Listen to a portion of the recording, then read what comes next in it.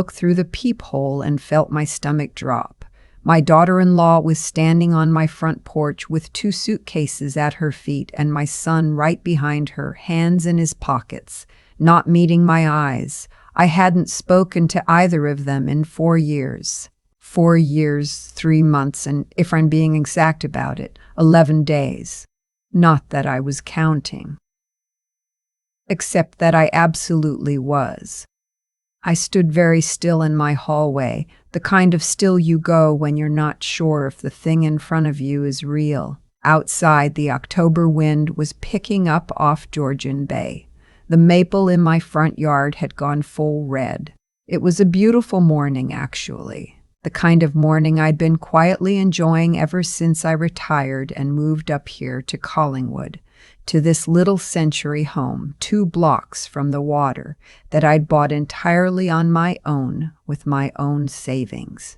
After 31 years of working as a department coordinator at a hospital in Mississauga, I had not told anyone in the family about this house. So the question that was already forming somewhere cold and heavy in my chest was, how did they find me? I took a breath. I opened the door. Connie. My son said my name the way he always did when he wanted something. Soft, careful, like he was handling something breakable. His name is Jason. He's 42 years old, and he has looked like his father since he turned 30. Which sometimes makes it harder to stay angry at him, and sometimes makes it considerably easier. My daughter-in-law stepped forward before I could say a word. Her name is Trish, short for Patricia, though she corrected me once when I called her that, said only her mother called her Patricia, and her mother was not a warm memory. I filed that away. I file everything away. We've had a really difficult few months, Trish said. She had her hair pulled back and she was wearing a coat I didn't recognize, expensive looking, belted at the waist. She looked tired but composed, the way she always did, like she'd prepared for this conversation in advance and run through every possible version of it. Jason wanted to reach out sooner, but I told him we should wait until we were really ready. Ready for what? I said. She smiled, not unkindly. That was always the thing about Trish. She was never obviously unkind. It was something quieter than that. We heard you bought a place up here, she said. It sounds absolutely lovely. We thought, with everything going on, maybe we could all use a fresh start. I looked past her at Jason. He was studying the porch railing. Jason, I said, how did you know about this house? He cleared his throat.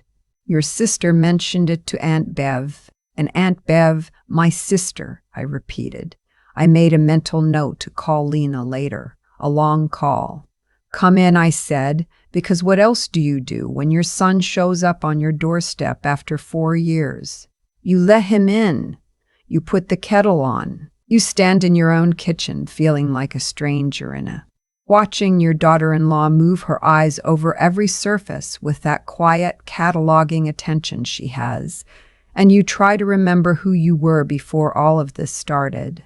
Let me go back, because none of this makes sense without the beginning. Jason married Trish 8 years ago in a small ceremony in Orangeville. I was there.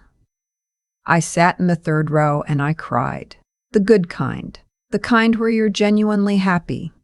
I liked Trish at first. She was sharp and funny, and she clearly adored my son in a way that steadied him. Jason had always been a little scattered. Bounced between jobs in his 20s, took forever to finish his degree, moved apartments 6 times in 4 years. Trish gave him direction. I was grateful for that. The trouble started gradually, the way it usually does.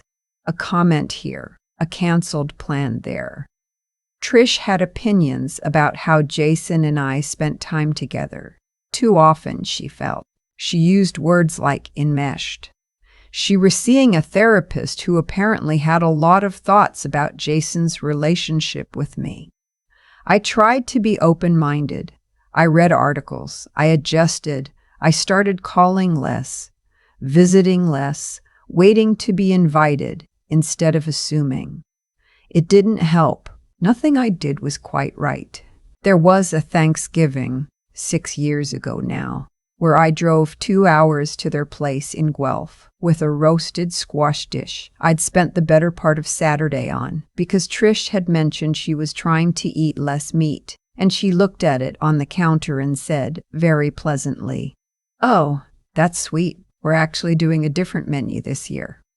And that was that. The dish sat there. We didn't speak about it. There was the birthday call I made to Jason that went to voicemail and the follow-up text that wasn't answered for 5 days. And when I finally heard back, it was a message from Trisha's phone saying Jason was overwhelmed and needed some space. I gave him space. I gave him so much space I started to lose the shape of him. The last time I saw them before they disappeared was at my cousin's retirement party in Barrie. Trish spent most of the evening talking to people on the far side of the room, and Jason spent most of it in that particular posture of his, shoulders slightly raised, monitoring her without appearing to. We had 20 minutes alone in the kitchen. He seemed genuinely glad to see me.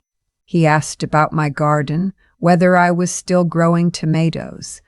I told him I'd had a good crop that year, lots of Romas. He said he remembered eating them as a kid straight off the vine with salt, and I said yes, you used to eat so many, your lips would crack. He laughed. It was a real laugh, the one that gets into his eyes. Then Trish appeared in the kitchen doorway and his shoulders went back up and the conversation ended. 3 weeks later, I got an email. It was from Trish's address, but it was written in first person plural. We feel, we've decided, we think it would be best. It said that I had been creating stress in their marriage through what it called persistent boundary violations, and that they needed time away from contact with me to focus on their relationship. There was no specific incident named. There was no phone call before or after. There was just the email. I printed it out. I don't know why. I kept it in a folder in my desk for 2 years, and then one afternoon I put it in the recycling and felt absolutely nothing, which was its own kind of relief. I went on with my life. I retired from the hospital after 31 years. I sold the house in Mississauga, the one where Jason grew up, the one with the tomatoes, and I bought this place in Collingwood with the proceeds and some of my RSP, which I was old enough to draw from without penalty. I refinished the floors myself with help from my neighbor, Helen. I joined a book club that meets Thursday evenings at the library. I started walking every morning along the waterfront trail, which in autumn looks like something from a painting. I did not tell the family. Lena knew because I trusted Lena. Apparently, I had miscalculated. The kettle boiled. I made tea. Trish sat at my kitchen table, my table, that I'd found at an estate sale in Meaford and sanded down myself, and she folded her hands in front of her and told me that things had been hard. Jason had lost his job 8 months ago. The tech company he'd been with had done a round of layoffs. They'd been trying to hold on in Guelph, but the rent was brutal, and their savings were running lower than they'd expected, and Trish's contract work had been inconsistent, and they'd been, this was the word she used, reassessing. We want to reconnect, she said, with family. With you. We've both been doing a lot of work on ourselves. I looked at my son. He was looking at his tea. That's good to hear, I said carefully. I'm glad you've been working on things. We thought, Trish said, and here is where something shifted in the room, something I felt before I understood it, that it might make sense for us to stay here for a while we get back on our feet. I set my mug down. Stay here. Just temporarily, Jason said. He looked up then. A few months, maybe. We'd cover our share of the utilities. A few months, I said. Outside, a car went by. Helen's dog was barking at something 2 houses down. I was aware of how quiet my house had been before they knocked on the door, and how much that quiet had come to mean to me. I haven't offered that, I said. Trish tilted her head. Of course, we wouldn't assume. We're asking. You showed up with suitcases. A small pause. We were hopeful, she said. Here is where the version of me from 4 years ago would have gotten flustered, would have started to weigh my son's needs against my own, and found my own needs somehow lighter, would have said something like, let me think about it, which in our family language always meant yes. I am 63 years old. I have worked 31 years. I bought this house by myself. I refinished these floors. I walk the waterfront trail every morning in the early quiet, and I come home and I drink my coffee and I read, and nobody needs anything from me, and that is something I built deliberately after a long time of not having it. No, I said. Trish blinked. I love you, Jason, I said, and I meant it. The way you can mean something and also hold a boundary at the exact same time once you've learned how. And I hope things turn around for you soon. But you can't stay here. This is my home, and I'm not in a position to offer it. Mom, you're welcome to stay for lunch, I said. If you'd like to talk. If you'd like to actually talk, the way we used to, before all of it, I'd like that very much. But not as a negotiation, not as a bridge to asking me something. Trish sat back. Something moved through her expression, not anger, not exactly. More like recalibration. Like she was running the conversation through a different model and finding an unexpected result. I think, she said slowly, that this is a lot to take in for all of us. It really isn't, I said. That surprised her. I could see it. It surprised her a little too, to be honest. But I kept my face still and I refilled the kettle because the water had gone cold and my hands needed something to do. They stayed for 2 hours, not for lunch in the end. Trish said they had a long drive back, but we sat in a living room, all 3 of us, with the autumn light coming in off the bay, and something happened that I hadn't expected. Jason started talking.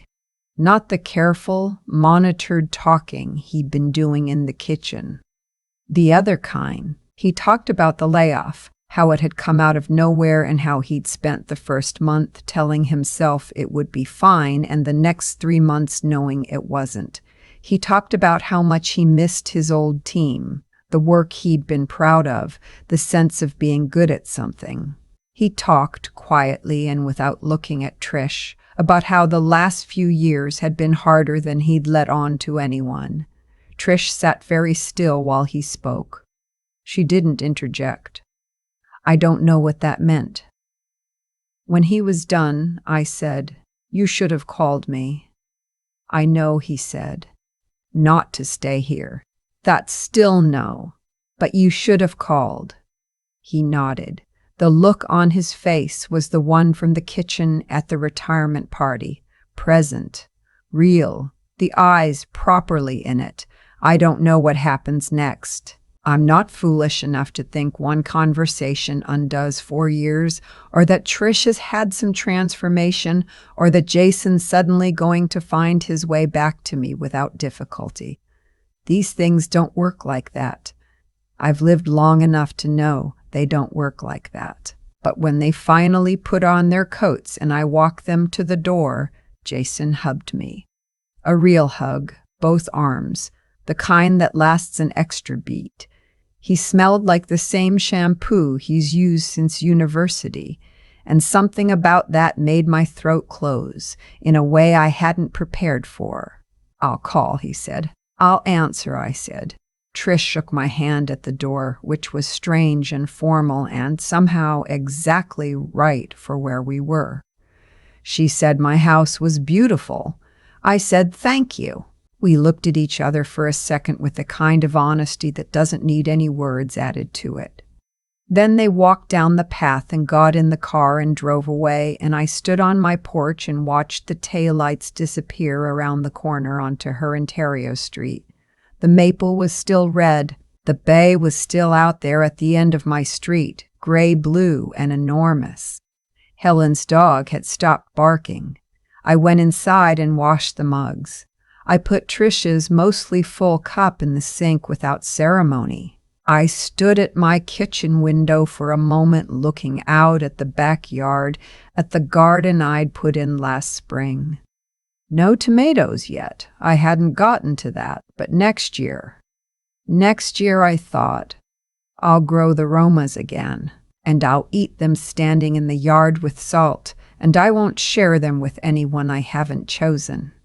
I've been thinking about that afternoon a lot since they drove away. Not with bitterness. I'm past the stage where bitterness feels like it's doing anything useful, but with a kind of quiet attention, the way you look back at a long stretch of road after you've already made it through. What I keep coming back to is this. Nothing that happened on my porch that October morning was an accident. Not Jason's silence for 4 years, not Trish's careful smile, not my own steadiness when I finally said no. Everything had causes. Everything had led somewhere. I spent a long time being the kind of mother who believed that love meant making yourself available in whatever form someone needed. If Jason needed me to call less, I called less. If Trish needed me to visit differently, I visited differently. I adjusted and adjusted quietly because I told myself that was the right thing, the decent thing to do for the people you love. And there is something honest in that.